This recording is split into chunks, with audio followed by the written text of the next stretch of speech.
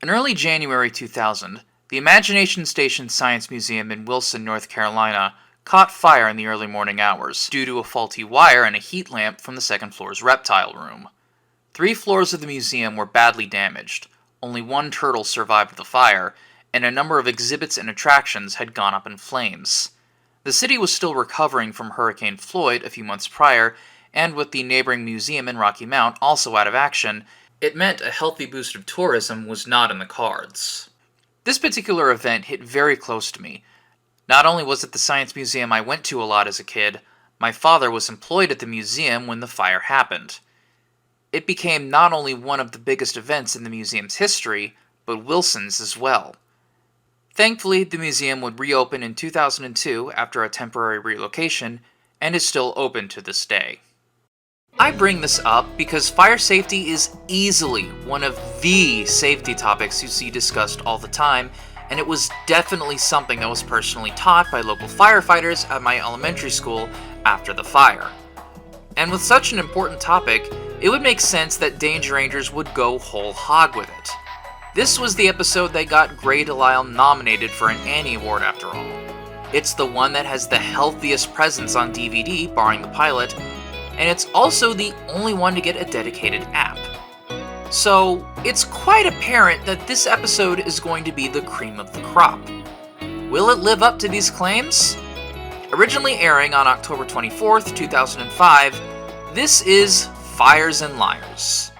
We find ourselves at Navy Pier in Chicago, where Sully and Kitty have set up a fire safety house in celebration of National Fire Safety Month. The rest of the Rangers have followed suit elsewhere around the US. Gabriella and Fallbot in San Francisco, Burble in DC, Bert in Los Angeles, and Squeaky in New York City. As the Seal and Cat begin their fire safety demonstrations to a group of kids, 2 older kids, Derek and Scott, opt to hang back, claiming to be too old for a fire safety house.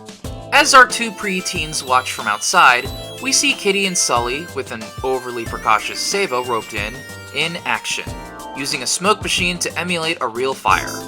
It's gonna make a whole lot of smoke. Danger alert! Danger alert! Smoke in the house! Everyone move quickly and orderly to the exits. No time to dilly-dally. Relax, Sabo. This is non-toxic smoke, like they use in the movies. So kids can get an idea what it's like to be in a real fire. Reminds me of the last time you barbecued. Wait, barbecuing exists in this world? Oh god, what happened to that pig family? Also, I just love this cute little detail of Squeaky casually walking underneath the smoke. That gets me every time I see it. Back outside, Derek and Scott continue to casually deride the house for being lame. That gives Derek a really dumb idea. 911. Derek! Oh man, what are you doing? Help! My old building's on fire! I live at 528 Riverside Drive! Send the fire department and hurry! Watch this. That was so against the law. Man, when Matt Ishida is against your dumb idea, you should probably listen. Isn't that right, Hector Cruz?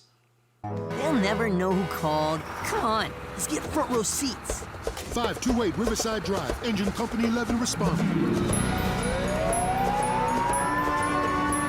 During the chaos, the box of fireworks that was meant for the event falls out of the truck and lands in front of our 2 troublemakers.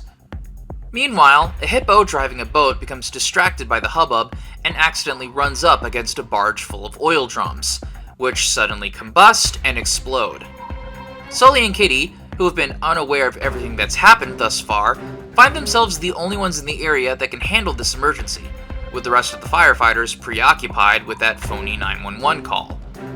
Commandeering a fireboat, the 2 begin putting out the fire. Back with Derek and Scott, Scott has reservations about keeping the fireworks, feeling it'd be better if they just leave them alone.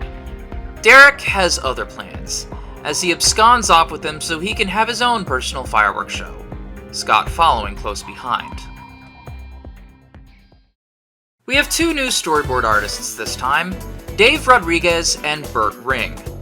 Rodriguez's career began with storyboard work on Hulk Hogan's Rock 'n' Wrestling and character design work for Dennis the Menace, which then begat character design work for Season 2 of The Real Ghostbusters. The biggest spot on his resume comes from storyboarding episodes for Teenage Mutant Ninja Turtles, working on Seasons 2, 3, and 4. Also, he worked on Shock Zone. I know this technically happened after Danger Rangers, but he still worked on Shock Zone. Burt Ring came from the Disney TVA wheelhouse, storyboarding for Little Mermaid, Darkwing Duck, Bonkers, and Aladdin. He would jump ship to Nickelodeon in the mid-90s, working on Rocko's Modern Life, Hey Arnold, and Rugrats. The strangest thing about Ring's body of work is the fact that he directed a surprising number of Christmas TV specials, including Christmas in Oz, Who Stole Santa, We Wish You a Merry Christmas, Oh Christmas Tree, and the cult classic The Tangerine Bear. It's kind of fitting I'm doing this in December, isn't it? It's the season, I guess. After the non-existent commercial break, the firefighters all return from the false alarm call, with the fire chief, Chief Daniels, personally meeting Sully and Kitty after hearing about what happened in their absence. How was your call, Chief? Not good. What happened? It was a false alarm. Upon learning that the 911 call was bogus, a kid's question about it leads into our first number for the episode, False Alarms. May I please have your attention, because there's something I should mention, and it has to do with calling 911. False Alarms already has two things going against it for me. It's a song done almost entirely in speak singing by Sully, which contextually is appropriate since he was the one that led into the number. I'm personally not the biggest fan of Sprechgesang, and this sort of genre is already somewhat controversial to begin with. I do not care that someone stole your car radio and now you just sit in silence. Just open up Spotify on your phone and boot up a playlist like a normal person. The other thing that's causing me to dock points is the reappearance of Rusty, Snarf, and Chili Dog from Wild Wheels.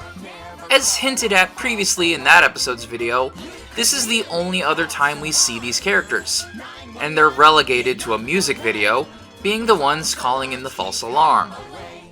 Such wasted potential. Now don't get me wrong, False Alarms is still well written, but something tells me this would have been better if Rob Paulson was singing instead of Jerry Hauser. I'm so sorry, Jerry, please don't be mad at me. False alarms are not okay. With Savo now on the lookout for any potential follow-up false alarm calls, we return to Derek and Scott, who are hiding in an alley. Scott suggests the two of them return the fireworks to the fire department, hoping for some kind of reward in the process, but Derek wants no part of it, still wanting to go through with their own personal fireworks show. Eager to get things started, Derek pulls out some matches. Where'd you get matches? My big brother's room. Don't worry, there's nothing to this. Ouch! It was at this moment that he knew. He fucked up. Well, Derek, you got that fireworks display you wanted, because in about 5 seconds, you're gonna get that one fireworks show in San Diego. You know the one.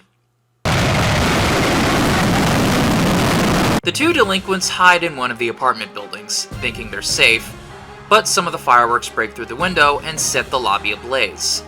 Derek and Scott have nowhere to go but up. A stray firework barely misses Derek and hits a curtain, setting it on fire. Not knowing how to properly put it out, Scott attempts to whack it out with a broom, but that only makes the situation worse. Derek makes another 911 call as we cut back to the pier. Savo alerts Kitty and Sully that the cell phone used to make the false alarm earlier in the day is making another 911 call, listing the address he's calling about. When Sully asks Savo to pinpoint the call's location, it's coming from the same address. Chief Daniels confirms that dozens more calls are coming from that same address, meaning this is the real deal. Our duo tag along as we fade to yet another non-existent commercial break.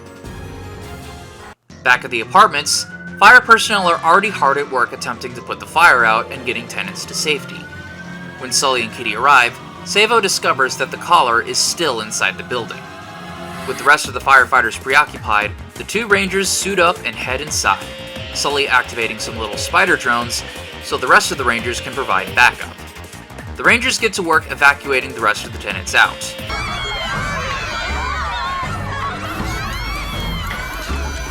Remain calm, everyone.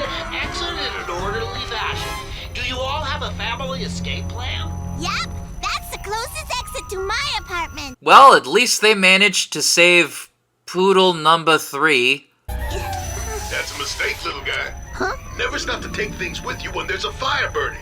Get out as fast as you can. But I don't want my toys to burn up. Toys can be replaced.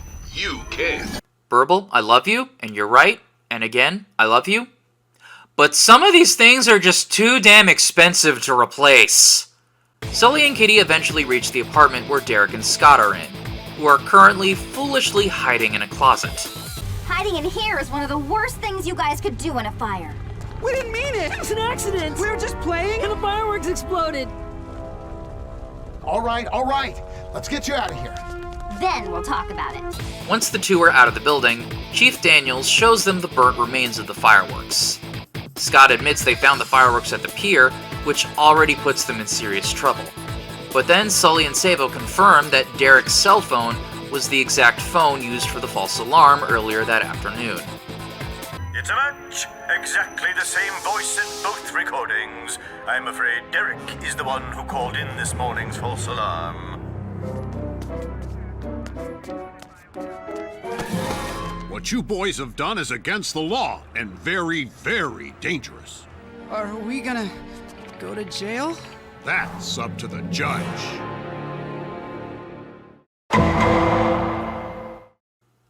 Because the two are minors, have no previous criminal records, and now know their actions were wrong, the judge lets them off somewhat easily, only sentencing them to 6 months of community service. And now it's time to play What the fuck are the Danger Rangers wearing in this scene? The top half looks like a mad scientist coat with a way too long neck collar. Why does it only extend down to just below their shoulders? Why the orange sashes? These are meant to be informer clothes, but why are they still barefoot? Everyone else in this courtroom is wearing shoes. Why can't they? Also, why are Burble and Kitty's tails sticking out of both of their pants and bottom part of their coats? Do they have 2 individual tail holes? Why can't they just... As everyone leaves the courthouse, our pair of delinquents have one final stop at the request of their parents, the fire station, so they can personally apologize to Chief Daniels for everything that happened. Oh, come in, boys. What's on your minds? Well, you see, it's like this. We came to apologize to you, sir. We know that we did some really stupid things.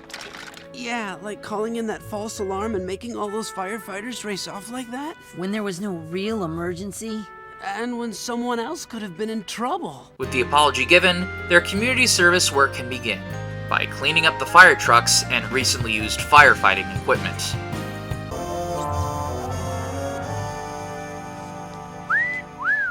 Now that's what I call good looking. You mean our spotless cleaning job, Ranger Sully? Well, sure. And my reflection. You know what we do in the firehouse if one of our firefighters gets a big head?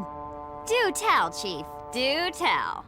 We shrink it! We close out the episode proper with Sully getting blasted with a fire hose and somehow not getting hurt in the process, which leads to a good old-fashioned water fight, likely ruining everyone's clothes in the process. Our epilogue this time around takes place an unspecified amount of time later, with a recap of the typical fire safety bullet points presented as a sort of class led by Squeaky. What's wrong with this picture, guys? Those garbage cans are blocking that fire exit. Right! You should always make sure fire exits are clear. And you and your family should have a family fire escape plan all worked out in case of a real emergency. After some more Fallbot antics, we get our final musical number for the episode, Never Mess Around with Fire. Rogel, you really need to step your game up on naming these songs. Listen. You sound asleep, there's a beep on the wall. You hear the smoke alarm go off. This song is easily the better song of the two.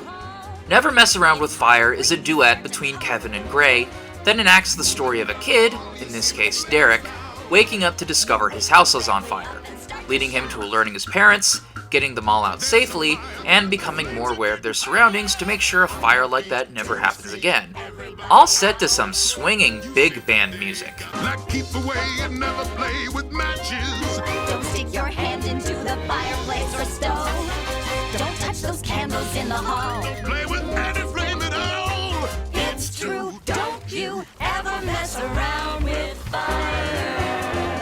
I'm telling you, kids. Easily in my top 5 for sure. With Derek and Scott now using their experiences as a warning to other kids, they're given safety seals of approval as we end the episode.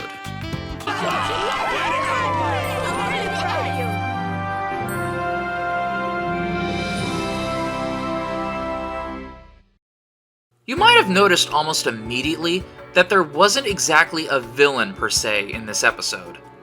Derek and Scott were definitely on the antagonistic side of things at first, but they weren't outwardly malicious and didn't intentionally mean to harm anyone. They're just being dumb preteens who don't realize how serious faking an emergency is.